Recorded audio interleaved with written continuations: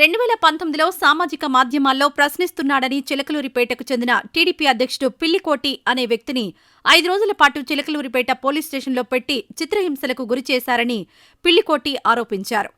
ఇటీవల అనేకసార్లు పోలీసులకు ఫిర్యాదు చేసినా న్యాయం జరగకపోవడంతో హైకోర్టుని ఆశ్రయించాడు.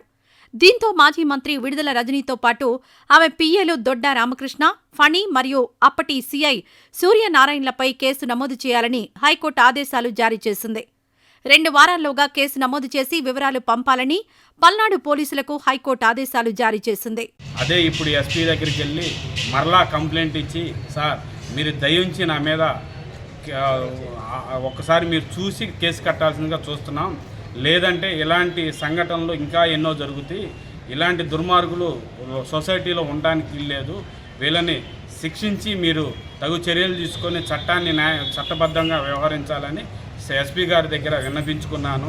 నేను ఇవాళ రోజున ఒకటే చెబుతున్నాను, మాజీ మంత్రి విడుదల రజనీకి కానీ వారు తొత్తుల్లో పనిచేసిన ప్రతి ఒక్క ఆఫీసర్కి కానీ ఎవరికైనా సరే చెబుతున్నాను, దళితులంటే ఎంత హీనంగా చూసి ఆ రోజు కొట్టే రోజు ఆ పక్కనే అంబేద్కర్ భవనం కూడా ఉండిద్ది, ఆ అంబేద్కర్ భవనంలో దళితులు కమిటీ కూడా వేస్తున్నారు, నా కేకలు కూడా అక్కడ వినబడ్డాయి.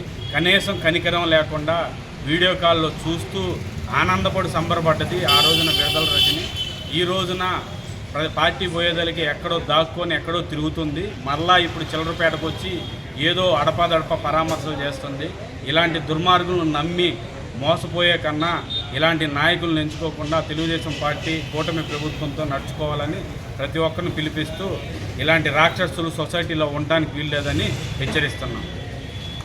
ఈ వీడియో నచ్చితే లైక్ చేయండి. అలాగే మా ఛానల్ ని ఫస్ట్ టైం కనుక చూస్తున్నట్టయితే ఇప్పుడే సబ్స్క్రైబ్ చేసుకుని పక్కనే ఉన్న గంట సింబల్ ని యాక్టివేట్ చేసుకోండి. అప్పుడే మేము పెట్టే ప్రతి వీడియో మీకు నోటిఫికేషన్ గా వస్తుంది. అలాగే ఈ వీడియో పూర్తిగా చూసినందుకు ధన్యవాదాలు.